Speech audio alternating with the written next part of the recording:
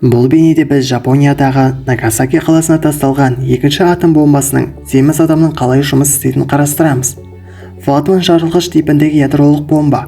Бұл да кішкентай бала сияқты деп те жатады, бірақ жарылу стилі басқаша. Бұл Юджерді адаммен салыстырғанда осылай. Оның массасы 4670 килограмм және ұзындығы 3-3 метр. Оның механизмін көрмес бұрын, алдымен оның негізгі бөліктерін қарастырайық. Ан 129 соққы сақтандырғыштары, RT радар антеннасы батареялармен ойнайды. X5 оттық қондырғысы. Аспаптармен ойналатын детонаторлары тұтандырады. Радарлар сияқты бөшкелерден ажыратқыштар мен таймер бөшкенің түтегінді коллекторы, 32 дана жарылғыш зат.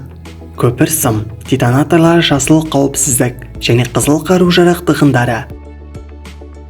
Ішінде бірнеше сфера бар. Жарылғыш сфера сияқты жылдамырақ жарылғыш зат. 32 блоктан тұратын шар тәріздес мұқият орналастырылған. Оның құрамында В құрамындағы жарылғыш заттар бар. Әдетте гранаталар мен М107 снарядтарына табылатын жарылғыштағы басқа жылдам жарылғыш алюминий итергіші, уран плутоний, шұңқыры плутоний 238, кішкентай баладағы уран 239 сияқты ядролық тізбекті реакцияны сақтауға алатын химиялық элементтер. Оның ішінде ядролық тізбекті реакцияны бастау үшін өте маңызды нейрондар бөлінеді.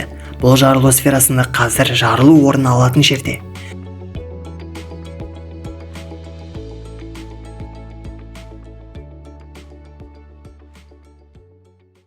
Семіз адам осылай жарылған. Бұл бомба осы жасыл түсті босатудан бірнеше секундтар бұрын 9150 метр қашықтықта шығарылады. Қауіпсіздік тығындары шығарылады.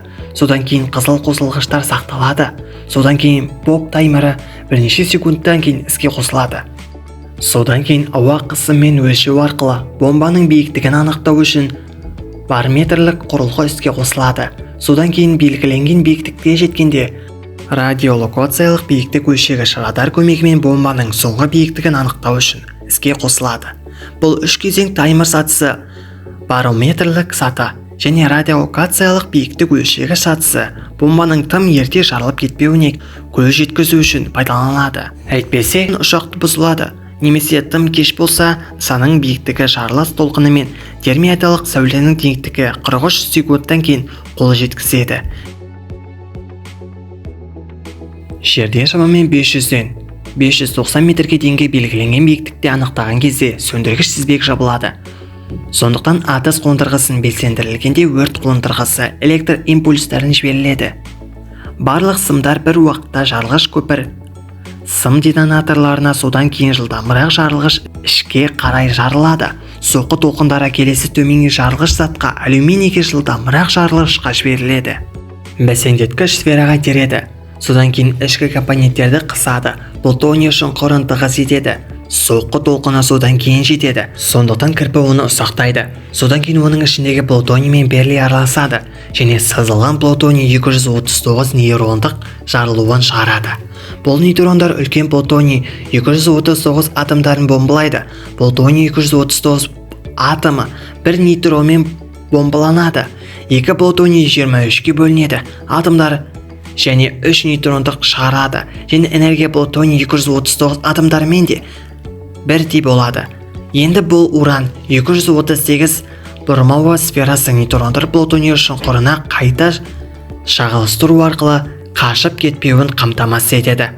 Ақырында бұл 238 бұрмаушысында осы ядролық ыдырауға ұшырайды. Жалпы жарылыс өнімділігінің 30%-ын құрайтын бұл ядролық тізбектің реакция бөлетін энергия қатты жарылғанша жалғасады. Ол отты шарды қалыптастырады және термиялық полюстер мен полюстер мен соққы толқындарын шығарады. Бұл аймақтардың қасиеттеріне қатты зақым келтіреді. Егерде бомба жарылмаған жағдайда 4AN-129 шақтандырғыштары жерге соқтығысқаннан кейін іске қосылады. Сондықтан бомбаны жарылу үшін бұл сақтандырғыштар бомбаның жау қолына түсіп кетпеуін қамтамасыз етеді.